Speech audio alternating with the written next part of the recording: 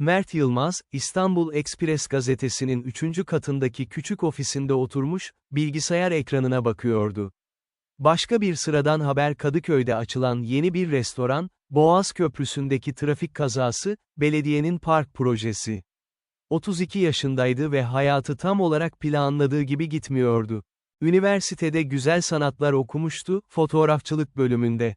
Çocukken büyük fotoğrafçı olmayı hayal etmişti. National Geographic için uzak diyarlarda vahşi yaşam fotoğrafları çekecek, belki Pulitzer kazanacaktı. Ama gerçek çok daha sıradandı. 8 yıldır aynı gazetede çalışıyor, aynı tür haberleri görselleştiriyordu. Mert, diye seslendi şef editör Hakan Bey, kapıdan başını uzatarak.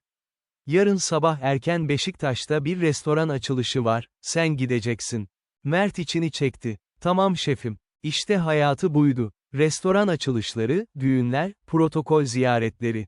Hayallerinden çok uzak. Öğle yemeği molasında, gazete binasının karşısındaki küçük parkta oturmuş, bir simit yiyordu. Ekim ayının ortasıydı, İstanbul'da mevsim tam bir kafa karışıklığı yaşıyordu. Sabahları soğuk, öğlen sıcak, akşam yağmurlu. Telefonu çaldı. Tanımadığı bir numara. Alo, Mert Bey misiniz, diye sordu yaşlı bir erkek sesi. Evet, ben. Siz, adım İsmail. Sizi görmem lazım. Çok önemli. Ne hakkında? Telefonda konuşamam. Bugün akşam buluşabilir miyiz? Mert şüpheli kaşlarını çattı. Gazeteci olarak bazen garip telefon alıyordu. Komplo teorisyenleri, UFO gördüklerini iddia edenler, devletin gizli belgelerini ifşa edeceklerini söyleyenler. Genelde zamanını boşa harcıyorlardı. Kusura bakmayın ama çok meşgulüm, dedi diplomatik bir şekilde. Annenizin annesi Fatma Yıldırım'dı, değil mi? Mert dondu kaldı. Annesini kimse bilmezdi. O, Mert 5 yaşındayken ölmüştü 1997 yılında. Hastalıktan. Mert onu zar zor hatırlıyordu. Onu nereden tanıyorsunuz? Lütfen buluşalım. Sultanahmet'te, Ayasofya'nın karşısındaki çay bahçesinde. Saat 6'da. Adam telefonu kapattı. Mert telefonuna baktı. Garip bir his vardı içinde, merak, endişe ve açıklayamadığı bir heyecan karışımı. Genelde bu tür davetleri reddederdi ama bu sefer farklı bir şey vardı. Akşam 6'da, Mert Sultanahmet Meydanı'ndaydı. Turist kalabalığı arasında çay bahçesini buldu. Köşedeki masada, yaşlı bir adam oturuyordu. 80'li yaşlarında olmalıydı ama sırtı dik, gözleri parlak ve canlıydı. Üzerinde geleneksel bir yelek ve şalvar vardı, Karadeniz kıyafeti.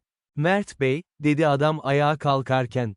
Ben İsmail. Hoş geldiniz. Tokalaştılar. Adamın eli sıkı ve güçlüydü, genç bir adamınki gibi. Oturun lütfen, dedi İsmail. Çay ısmarladım. Mert karşısına oturdu. Peki, beni buraya neden çağırdınız? İsmail cebinden eski, soluk bir zarf çıkardı. Zarfın üzerinde el yazısıyla, Fatma Yıldırım'ın torunu için, yazıyordu. Bu mektup, dedi İsmail, 1938 yılında yazıldı. Annenizin annesi Fatma Hanım tarafından. Ama o zamanlar henüz evlenmemişti, soyadı Altun'du. 1938, Mert şaşkınlıkla sordu. O zaman annem daha doğmamıştı bile. Evet, Fatma Hanım bu mektubu geleceğe, henüz doğmamış torununa yazdı. Bunu nasıl bildiğini mi soruyorsunuz? O da başka bir hikaye. İsmail zarfı masaya koydu. Mert titreyen ellerle zarfı aldı, açtı. İçinden sararmış bir kağıt çıktı. Eski Türkçe harflerle yazılmıştı ama Mert, üniversitede Osmanlı Türkçesi dersi almıştı, okuyabiliyordu. Mektup şöyleydi. Sevgili torunum, bu satırları yazarken sen henüz bu dünyada değilsin. Belki hiç olmayacaksın. Ama biliyorum ki olacaksın. Çünkü bunu rüyamda gördüm, kristaller bana gösterdi. Ailemizdeki sır, yüzyıllardır kuşaktan kuşağa aktarılıyor. Ben bu sırrın son koruyucusuyum. Ama biliyorum ki vaktim dolacak ve bu bilgiyi kimseye aktaramayacağım. Kızım henüz çok küçük ve anlamayacak. Bu yüzden seni bekliyorum, doğacak, büyüyecek ve zamanı geldiğinde gerçeği öğrenecek torunu. Kaçkar Dağları'nda, hiçbir haritada olmayan bir vadi var. Orada, binlerce yıllık bir tapınak gizli. Ve o tapınakta, insanlığın unuttuğu bilgeler saklı. Sen bu bilgilerin bekçisi olacaksın. İsmail'i bul. O seni yoluna çıkaracak. Seninle hiç tanışamayacağım ama seni seviyorum torunum. Fatma Altun. 15 Ekim 1938. Mert mektubu bitirdiğinde elleri titriyordu. Bu bir şaka olmalıydı. Ama mektup gerçek görünüyordu, kağıt yaşlı, mürekkep solmuş, zarfın mührü otantik. Bu, gerçek olamaz, diye mırıldandı. İsmail sessizce çayını içti. Biliyorum, inanması zor. Ben de ilk başta inanmamıştım. Ama sonra gördüm. Neyi gördünüz? Vadiyi, tapınağı, kristalleri. İsmail öne eğildi, sesi alçaldı. Mert Bey, sizin annenizin annesi sıradan bir kadın değildi. O bir kahin, bir görücüydü. Ve sizin de onun kanı var, bu yüzden sizi çağırdım. Kahin mi? Saçmalık bu. Öyle mi? O zaman söyleyin bana, hiç garip rüyalar gördünüz mü? Henüz olmamış şeyleri, ya da tanımadığınız yerlerden tanıdık sahneler? Mert dondu. Aslında, vardı. Çocukluğundan beri, bazen çok canlı rüyalar görürdü. Bazıları sonra gerçek olurdu, küçük şeyler, önemi olmayan detaylar ama yine de rahatsız ediciydi. Bir keresinde, 6 yaşındayken, henüz görmediği bir yerin resmini çizmişti. 3 yıl sonra aile tatile gittiğinde, o yeri görmüştü, Kapadokya'da bir vadi. Tıpatıp çizdiği gibiydi. Ama bunlar tesadüftü, değil mi? Size bir teklif, dedi İsmail. Benimle gelin. Kaçkara, bir hafta. Vadiyi göstereceğim size. Eğer gördüklerinize inanmazsanız, geri dönün, hayatınıza devam edin. Ama inanırsanız, kaderinizi yerine getirin. İşim var, gidemem. İzin alın. Söyleyin ki, röportaj için gidiyorsunuz. Karadeniz kültürü üzerine. Mert kafası karışmış bir şekilde ayağa kalktı. Düşünmem lazım. Elbette. Ama çok bekletmeyin. Zaman daralıyor. O gece Mert evine döndüğünde, Kadıköy'deki küçük dairesinde tek başına oturdu. Mektubu tekrar tekrar okudu. Anneannesi Fatma'yı hatırlamaya çalıştı. Çok az anısı vardı, yaşlı bir kadın, her zaman gülümseyen, sıcak. Ona masallar anlatırdı. Garip masallar, dağlarda yaşayan devler, konuşan hayvanlar, büyülü taşlar. Mert bunları hayal ürünü sanmıştı. Ama şimdi, telefonunu aldı, annesini aradı. Annesi Sevgi Hanım, İzmir'de yaşıyordu, emekli bir öğretmendi. Anne, sana bir şey soracağım. Anneanne Fatma, onun hakkında ne biliyorsun? Telefonda kısa bir sessizlik oldu. Neden soruyorsun? Merak ettim sadece. Bir iç çekme duydu. Annem çok gizemli bir kadındı Mert. Onun hakkında pek bilgi yok. Trabzon'un dağ köylerinden birinde doğmuş, sonra İstanbul'a gelmiş. Baban ile tanışmadan önce ne yaptığını kimse bilmiyor. Hep içine kapanık biriydi. Hiç, garip yeteneklerinden bahsetti mi? Garip yetenekler mi? Ne demek istiyorsun? Rüyalar, önseziler, o tür şeyler. Yine sessizlik. Sonra annesi, bir keresinde, ben küçükken, evde bir yangın çıkacağını söylemişti. Tam tarih ve saati bile vermişti. Biz inanmamıştık tabii. Ama tam o gün, o saatte, ocakta unuttuğumuz bir tencere yanmaya başladı. Annem önceden ocağı kontrol etmişti, yoksa ev yanabilirdi. Sonra bir daha böyle şeylerden bahsetmedi. Ama bazen biliyordu. Gelecekte ne olacağını biliyordu. Mert yutkundu. Tamam anne, teşekkürler. Mert, bir şey mi oldu? Hayır, sadece, merak ettim. Telefonu kapattıktan sonra, uzun süre pencereden dışarı baktı. İstanbul ışıl ışıldı, milyonlarca insan kendi hayatlarını yaşıyordu. Ve burada o, bir mektup yüzünden tüm dünyası sarsılmış, ne yapacağını bilmeden oturuyordu. Ama derin bir yerde, çok derin bir yerde, bir ses ona bu fırsatı kaçırmaması gerektiğini söylüyordu. Belki de hayatı boyunca aradığı anlam buradaydı. Ertesi sabah, şefinin odasına girdi. Hakan Bey, bir haftalığına izin almam gerekiyor. Ne, şimdi mi? Çok yoğunuz Mert. Biliyorum ama, Karadeniz'de bir röportaj fırsatı çıktı. Kaçkar Dağları'ndaki kayıp kültür üzerine. Gerçekten özel bir şey bu. Hakan Bey şüpheli baktı ama sonra başını salladı. Tamam, git. Ama güzel fotoğraflarla dön. 2 gün sonra, Mert Trabzon havaalanındaydı. İsmail dede onu karşıladı, aynı geleneksel kıyafetleri giymişti ama bu sefer sırtında büyük bir sırt çantası vardı. Hoş geldin evlat, dedi sıcak bir şekilde. Hazır mısın? Hazır olduğumdan emin değilim ama buradayım. Yeter. Haydi, yol uzun. Eski bir Land Rover'a bindiler. İsmail direksiyona geçti ve şehirden çıktılar. Karadeniz kıyısını takip ettiler önce, sonra içeriye, dağlara doğru yöneldiler. Yol gittikçe daralıyor, manzara gittikçe vahşileşiyordu. Yeşil tepeler, derin vadiler, hızlı akan nehirler. Mert, fotoğraf makinesini çıkardı, çekmeye başladı. Gerçekten de muhteşem bir yerdi. Buralar çok eski topraklar, dedi İsmail, direksiyonu çevirirken. Binlerce yıl önce, büyük tufandan önce bile, burada bir uygarlık vardı. Modern tarih onu unuttu ama iz bıraktı. Bizim görevimiz o izleri korumak. Bu uygarlık kimmiş? Adı yok. Ya da varsa unutuldu. Sümer'den, Hitit'ten, hatta Atlantis'ten bile eski. Onlar, madde ve enerji arasındaki ilişkiyi anlamışlardı. Bilincin gücünü keşfetmişlerdi. Ama bir felaket oldu, doğal mı, yoksa kendi yapıtları mı, kimse bilmiyor. Uygarlık yok oldu. Sadece birkaç bilge kurtuldu ve bilgilerini gizli yerlere sakladılar. Kaçkar'daki tapınak, bunlardan biri. Öğleden sonra, Uzungöl'e vardılar. Göl muhteşemdi, dağların arasında mavi bir ayna gibi uzanıyordu. Ama İsmail durmadı, gölü geçip ormanlık yola girdi. Buradan sonra yürüyoruz, dedi bir köy kenarında durduklarında. Araçla gidilemez. Sırt çantalarını aldılar. İsmail'in çantası Mert'inkinden çok daha ağır görünüyordu ama yaşlı adam hiç zorlanmadan taşıyordu. Patikaya girdiler. İlk saatler nispeten kolaydı, ormandan geçtim, hafif bir yokuş. Ama öğleden sonra, tırmanış başladı. Dik yamaçlar, kayalık patikalar, yerli yerlerde halatlarla geçilmesi gereken uçurumlar. Mert nefes nefeseydi ama İsmail hiç yorulmuyordu. Dede, biraz yavaşlayalım, dedi Mert. Yavaşlayamayız evlat. Gün batmadan geçidi bulmamız lazım. Karanlıkta bulunamaz. Hangi geçit? Görürsün. Güneş batarken, bir yamaçta durdular. Önlerinde, dev bir kaya duvarı yükseliyordu. Mert, üzerinde garip işaretler gördü, geometrik şekiller, dairesel semboller. Doğal oluşumlar gibi görünüyordu ama bir düzen vardı. İsmail, belinden bir kompas çıkardı. Ama bu sıradan bir kompas değildi.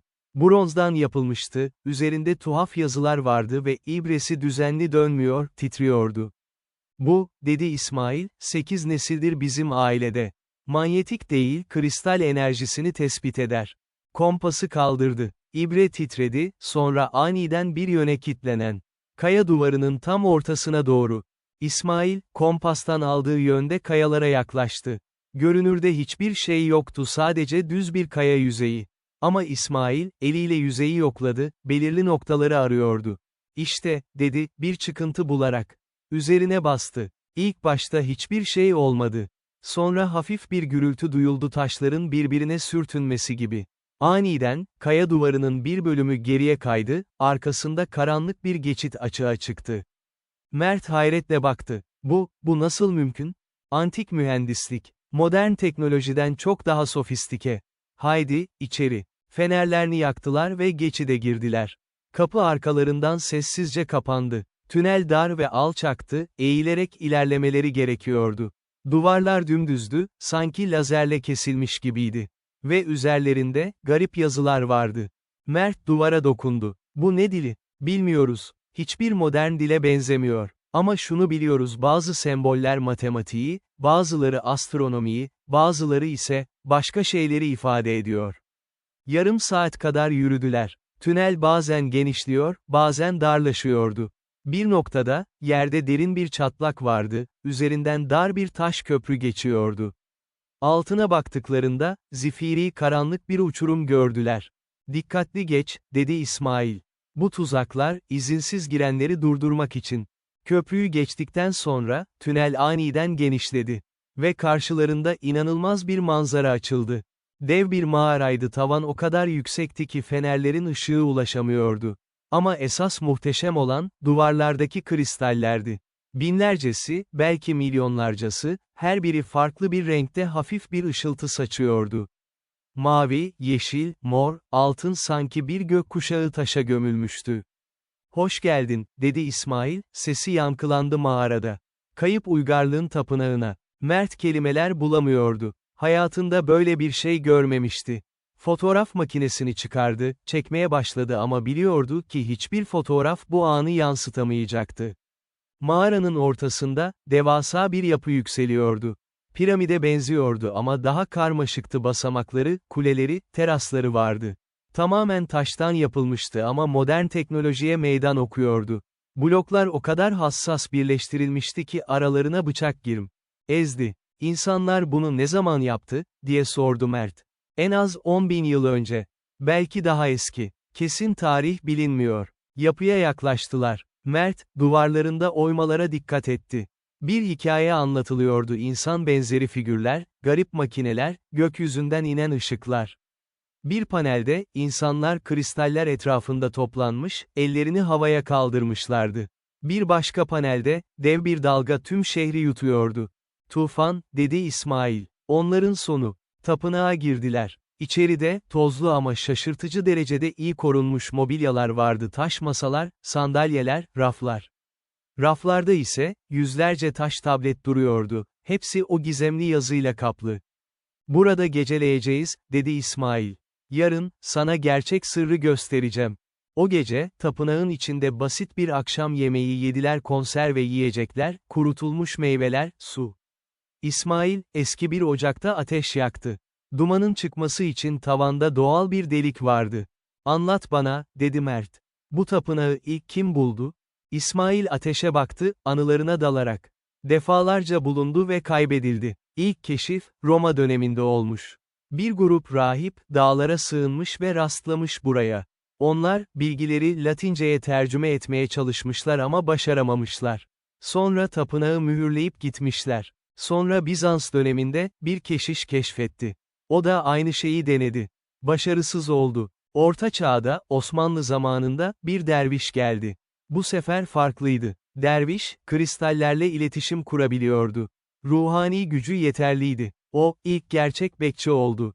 Ve bir gelenek başlattı: her nesilden bir kişi, tapınağı koruyacak, bilgileri aktaracaktı.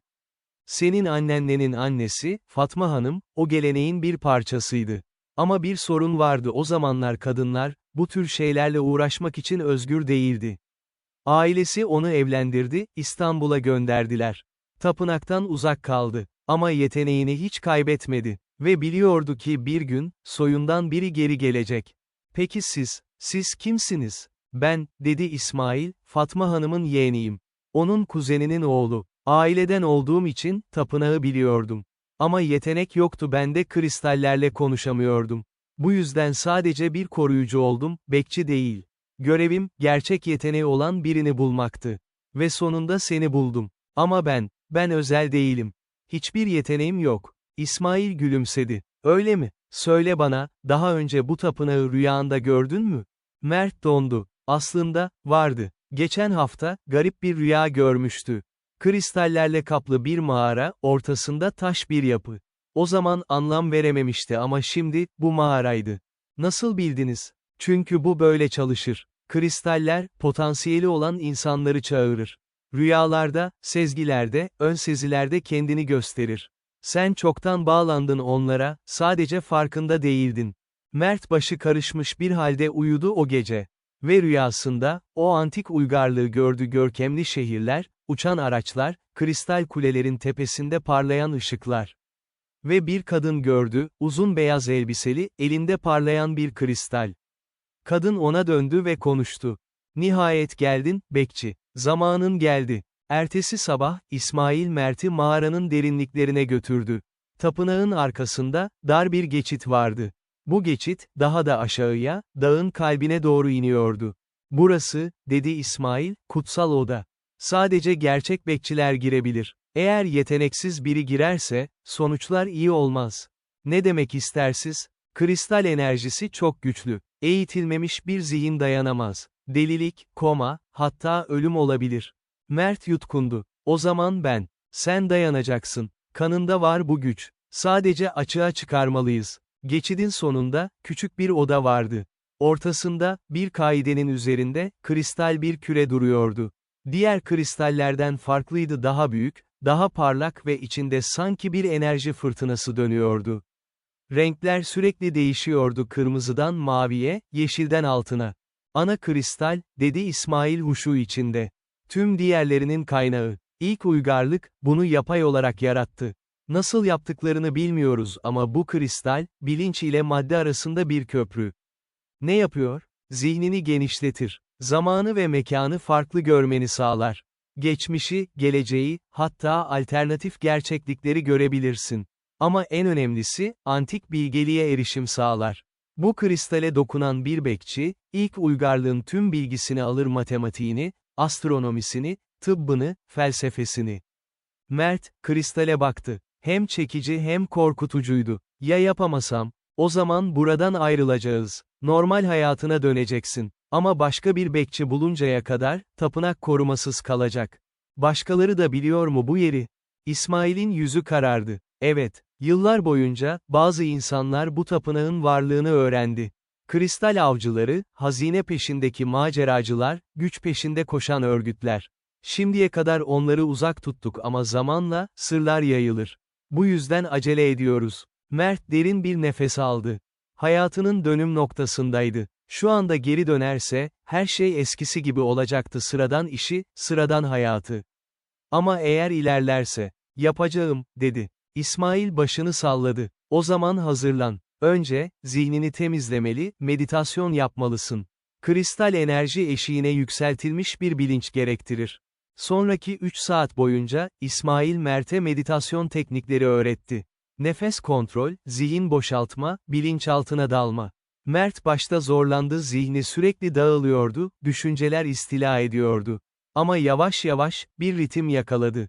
Öğleden sonra, hazırdı. Şimdi, dedi İsmail, yavaşça yaklaş kristale. Elini üzerine koy. Ne olursa olsun, elini çekme. En az 1 dakika temas etmelisin. Anlıyor musun? Anlıyorum. Mert ayağa kalktı, kristale yaklaştı. Yaklaştıkça, garip bir enerji hissetti, elektriksel ama daha inceydi. Saçları diken diken oldu. Kristal önünde durdu. Elini uzattı. Titriyordu. Ve dokundu. O an, dünya patladı. Mert'in bilinci aniden genişledi. Artık sadece o küçük odada değildi, her yerdeydi, her zamandaydı. İlk gördüğü şey, antik şehirdi. Görkemli yapılar, kristalden kuleler, gökyüzünde uçan araçlar. Caddeler ışıl ışıldı, insanlar beyaz giysilerle yürüyordu.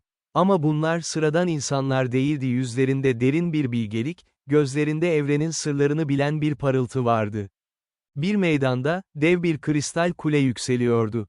Etrafında bilginler toplanmıştı. Bir kadın uzun siyah saçlı, altın gözlü kristale elini koydu ve anında, gökyüzünde bir harita belirdi. Yıldızlar, gezegenler, galaksiler.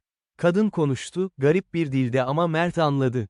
Evren bir bütündür. Zaman bir yanılsamadır. Her şey şimdi de var. Geçmiş, gelecek, tüm olasılıklar. Biz sadece bir titreşimi seçeriz ve onu gerçeklik olarak yaşarız. Sonra vizyon değişti. Artık başka bir yerdeydi, dev bir laboratuvar.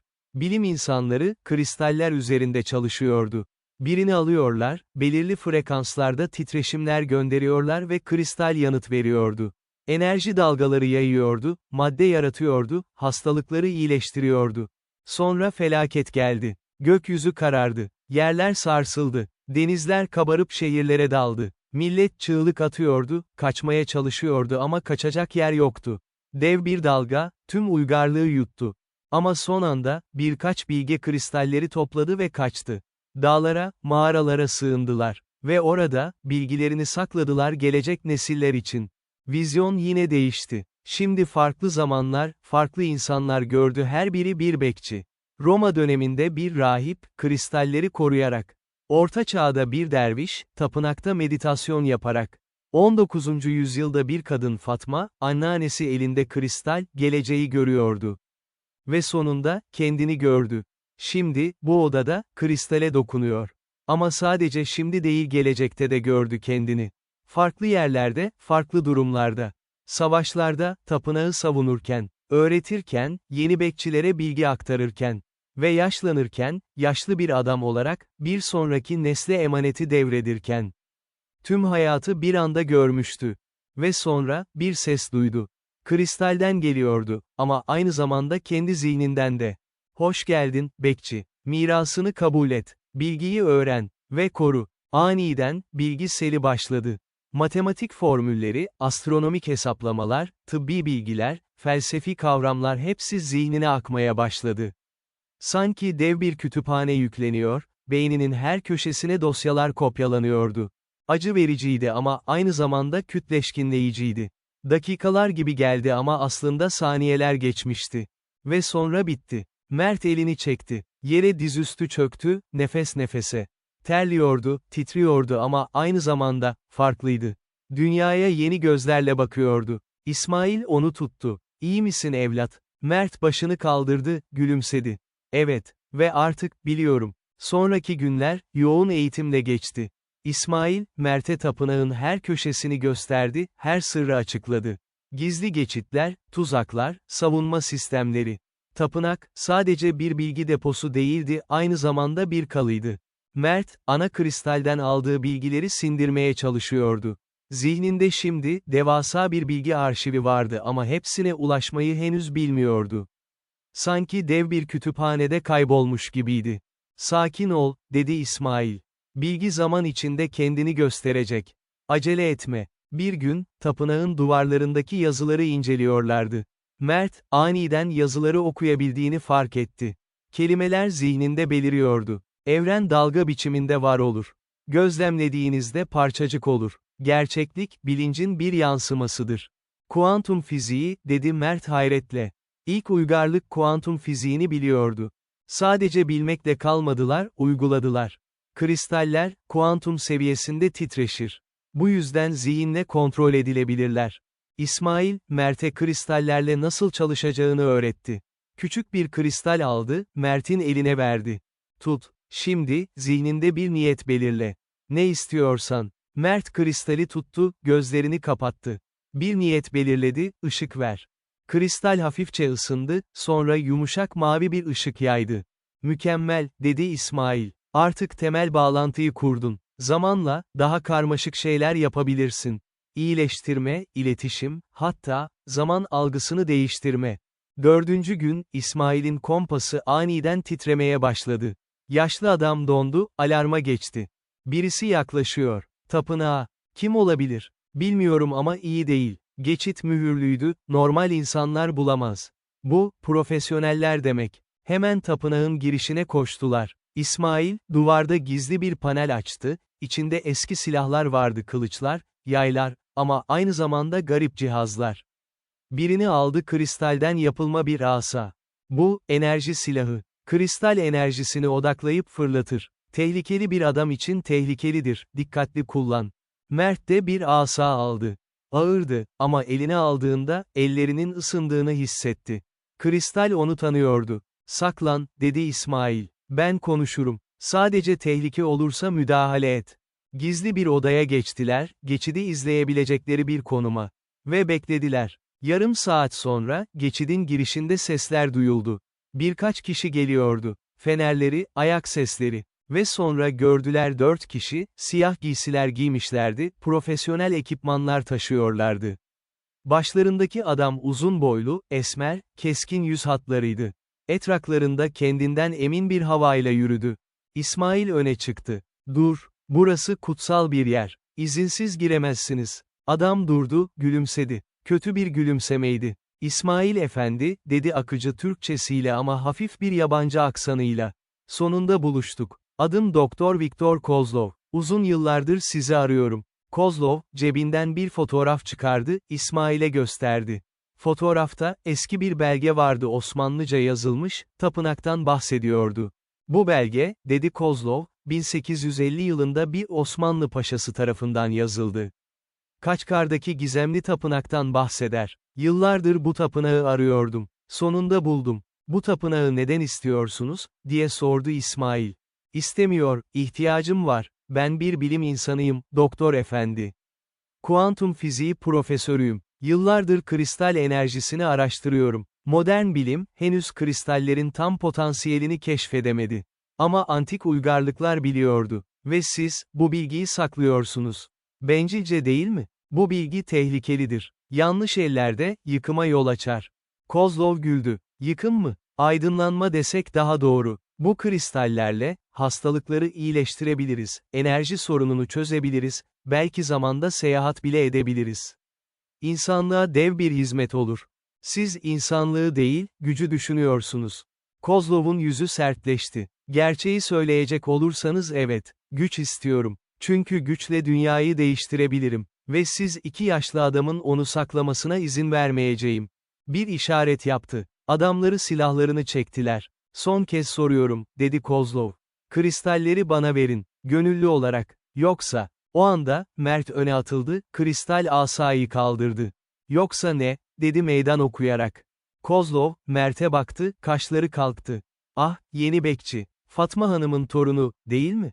Hakkınızda duydum. Hoş geldiniz. Buradan gidemezsiniz. Tapınak korunuyor. 2 kişiyle mi? Komik. Kozlov, adamlarına başka bir işaret yaptı. Adamlar ateş etmeye hazırlandı. Ama o anda, Mert içgüdüsel olarak asayı kaldırdı, zihninde bir düşünce belirdi, savun. Asadan mavi bir enerji dalgası fırladı, Kozlov ve adamlarının önünde bir kalkan oluşturdu. Mermiler kalkana çarpıp geri sıçradı. Kozlov şaşırdı. Ne? İsmail de kendi asasını kullandı, enerji patlaması göndererek. Kozlov'un adamlarından biri yere yuvarlandı. Kaç, diye bağırdı İsmail. Labirente. Mert ve İsmail geriye döndüler, tapınağın derinliklerine kaçmaya başladılar. Arkalarından silah sesleri geliyordu, bağırışlar, kargaşa. Tapınağın altında, birbirine bağlı onlarca tünel vardı. İsmail yolu biliyordu ama Kozlov bilmiyordu. Bu, avantajları oldu. Dar bir tünele girdiler, kavisli ve karanlıktı. Arkalarından Kozlov'un sesi geldi, saklanamazsınız. Tapınağı bulacağım. İsmail, Mert'i bir yan tünele çekti. Burada bekle, ben onları oyalayacağım. Hayır, beraber gidelim. Mert, sen daha yenisin. Savaşı bilmiyorsun. Ben onlarla ilgilenirim. Sen ana kristali koru. O asla Kozlov'un eline geçmemeli. Ama, haydi, görevin bu. Mert, gözyaşları içinde başka bir tünele koştu. Arkasında, İsmail Kozlov'la yüzleşiyordu. Mert, labirentte kayboldu. Tüneller birbirine çok benziyordu, yönünü kaybetti. Ama sonra, zihninde bir his oluştu, ana kristalin çağrısı. Sanki bir mıknatısla çekiliyordu. O yöne doğru ilerledi. Sonunda kutsal odaya vardı. Ana kristal, kaidesinde parlıyordu. Mert, ona yaklaştı. Ne yapmalıyım, diye fısıldadı. Kristal yanıt verdi, zihninde bir ses, beni al, sakla. Asla kötü niyetlilere teslim etme. Mert, kristali kaidesinden aldı. Ağırdı, çok ağırdı. Ama ellerine aldığında, bir sıcaklık hissetti. Kristal onu tanıdı, kabul etti.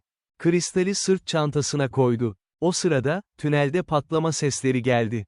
İsmail ve Kozlov savaşıyordu. Mert, geri dönmeyi düşündü ama biliyordu ki görevi kristali korumaktı. Başka bir çıkış yolu aramaya başladı. Tapınağın planı zihninde can belirmeye başladı, ana kristalden aldığı bilgi. Gizli bir kaçış tüneli vardı. Tapınağın arka tarafından dağ eteklerine çıkıyordu. O yöne koştu. Ama kapıya varmadan önce, Kozlov'un adamlarından biri karşısına çıktı. Dur, diye bağırdı adam, silahını doğrultarak. Mert dondu. Ama sonra, ana kristal sırtından bir enerji dalgası gönderdi. Adam yere yıkıldı, bayıldı. Kristal, Mert'i koruyordu. Kaçış tüneline girdi, koşmaya başladı. Tünel dar ve karanlıktı ama ilerledikçe, uzaktan bir ışık görmeye başladı çıkış. Sonunda tünelden çıktı. Dışarısı karanlıktı, gece olmuştu. Yıldızlar parlıyordu gökyüzünde. Ama Mert mutlu değildi. İsmail geri kalmıştı. Dönmeli miydi? O anda, uzaktan dev bir gürültü geldi. Tapınak çöküyordu. İsmail, ana kristalin gücünü kullanarak tapınağı yıkmış, Kozlov'u içinde tuzağa düşürmüştü. Mert dizlerinin üstüne çöktü, ağladı. Mentoru, rehberi, dostu canı gitmişti. Ama mirası yaşayacaktı. Çantasından ana kristali çıkardı. Kristal, artık farklı parlıyordu, daha yumuşak, daha huzurlu. Sanki görevini tamamlamış gibiydi. Kristalde bir vizyon belirdi, İsmail'in yüzü. "Ağlama evlat," dedi İsmail'in sesi. "Ben huzurluyum. Görevimi tamamladım. Şimdi sıra sende. Kristalleri koru, bilgiyi sakla ve bir gün, bir sonraki bekçiye aktar." "Nasıl yapacağım? Tek başıma. Yalnız değilsin. Dünyanın dört bir yanında başka bekçiler var. Onları bul. Birlikte, antik mirası koruyun." Vizyon kayboldu. Mert, ana kristali tekrar çantasına koydu ve yürümeye başladı. Dağdan inmeye başladı, medeniyete doğru. Ama artık eskisi gibi değildi.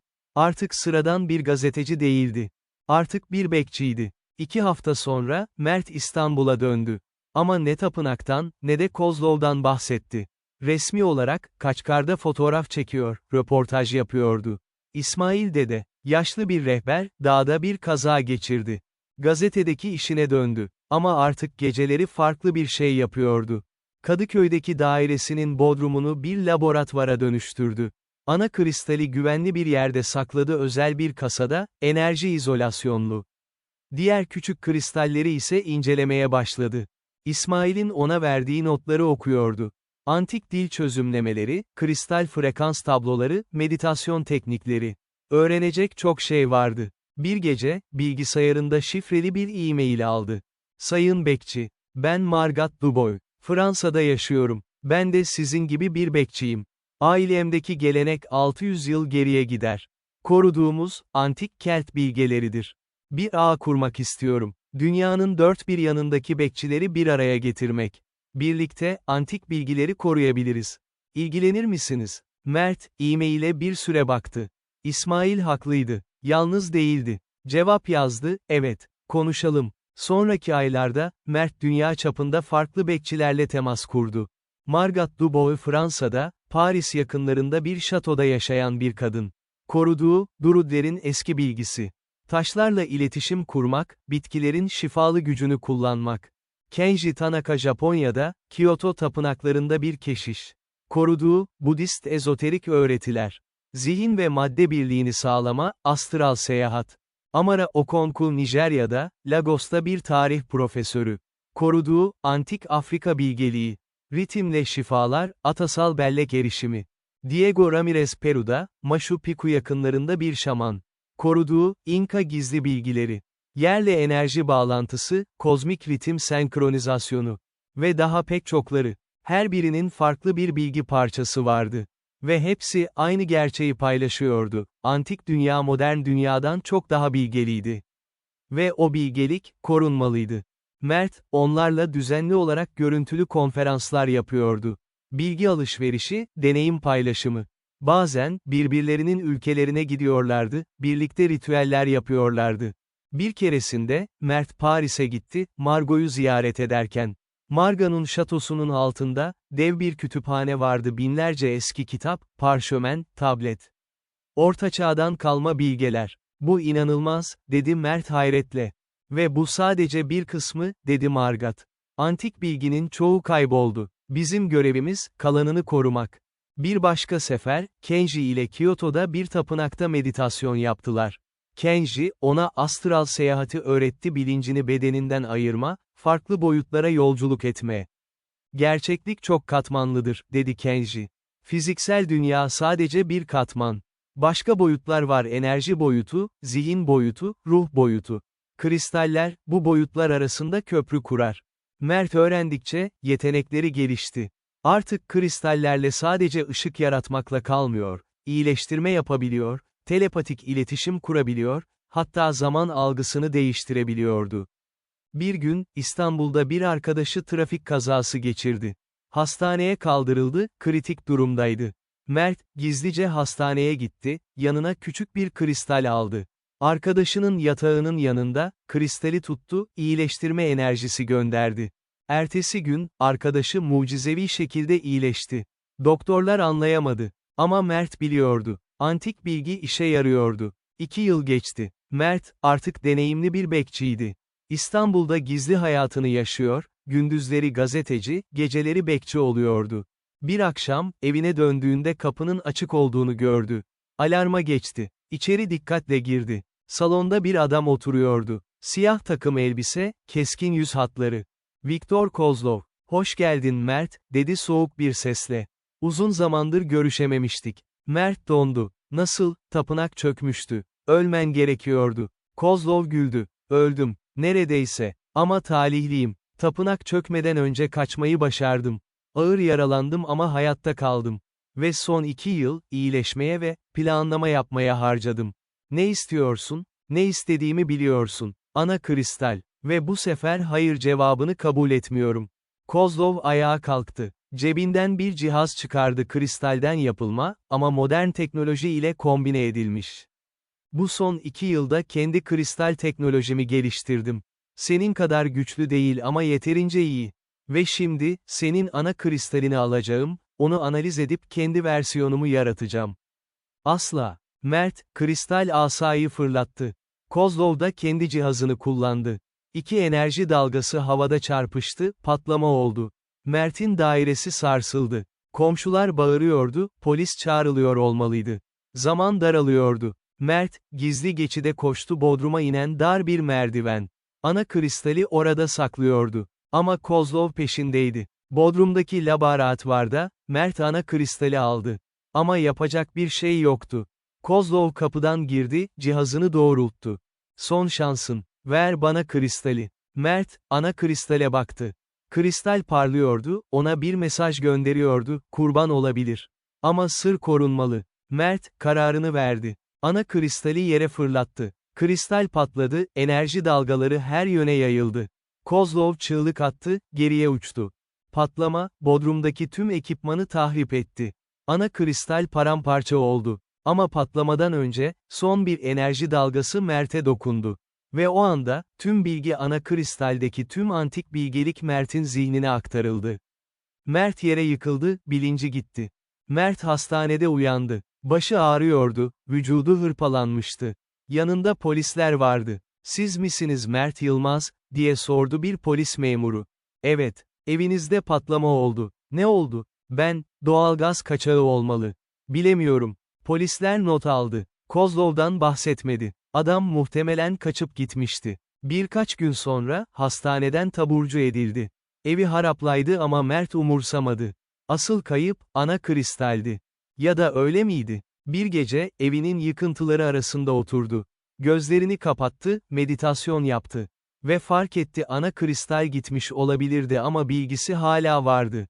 Zihninde. Ana kristalin son jesti, tüm bilgiyi ona aktarmaktı. Artık, o ana kristaldi. Mert, İstanbul'dan ayrıldı. Artık gazetede çalışmıyordu. Yeni bir misyonu vardı.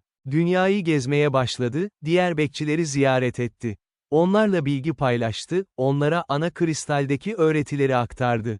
Fransa'da, Margot'la çalıştı. Ona, kristal enerji frekanslarını öğretti. Japonya'da, Kenji ile birlikte, zihin kristal senkronizasyonu ritüelleri geliştirdiler. Nijerya'da, Amara'yla, atasal bellek ve kristal bilgi birleştirmesini araştırdılar. Ve her yerde, insanlara antik bilgeliği modern dil ve konseptlerle öğretmeye başladı. Ama dikkatli davranıyordu. Herkese değil, sadece hazır olanlara. Sadece saf kalbi olanlara. 5 yıl geçti. Mert, 40'ına yaklaşıyordu. Hayatı, bir bekçinin hayatıydı, sürekli seyahat, öğretme, koruma. Bir gün, İstanbul'a kısa bir ziyaret için döndü. Anneannesinin eski evini ziyaret etmek istiyordu. Ev, Beyoğlu'nda eski bir binada, artık haraplaydı. Ama içeri girdi, Fatma Hanım'ın yaşadığı odaya çıktı. Orada, genç bir kadın vardı. 25-6 yaşlarında, siyah saçlı, yeşil gözlü. Elinde bir fotoğraf tutuyordu. "Kimsiniz?" diye sordu Mert. Kadın döndü. "Adım Ayşe. Ayşe Demir. Annem ölmeden önce, buraya gelmemi söyledi. Bizim ailemizin de bu evle bir bağlantısı varmış." Mert yaklaştı, fotoğrafa baktı. Fotoğrafta, Fatma Hanım vardı. Ve yanında, başka bir genç kadın. "Bu benim büyükannem," dedi Ayşe. "Onlar arkadaşmış. Ve annem, bana bir şey aktardı, rüyalar görüyorum. Garip, canlı rüyalar. Gelecekten sahneler. Annem, bunun bir yetenek olduğunu söyledi. Ve bir gün, bir adam beni bulacak, gerçeği öğreteceğini." Mert gülümsedi. İsmail haklıydı. Yalnız değildi. Yeni bekçiler her zaman çıkıyordu. "Benimle gel," dedi. "Sana gösterecek çok şeyim var." 10 yıl geçti. Mert, artık 50 yaşındaydı. Saçları ağarmıştı ama gözleri hala parlaktı.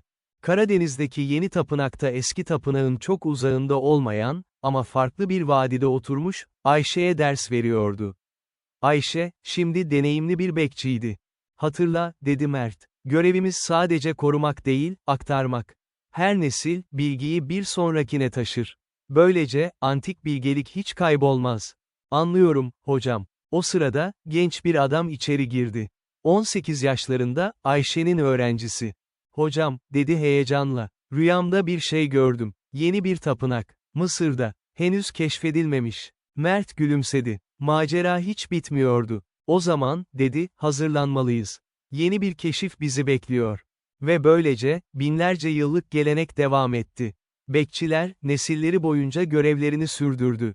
Çünkü bazı bilgiler, korunmaya değerdi. Bazı sırlar, doğru zaman gelene kadar saklı kalmalıydı. Ve bekçiler, o zamana kadar nöbetlerini tutacaklardı. Son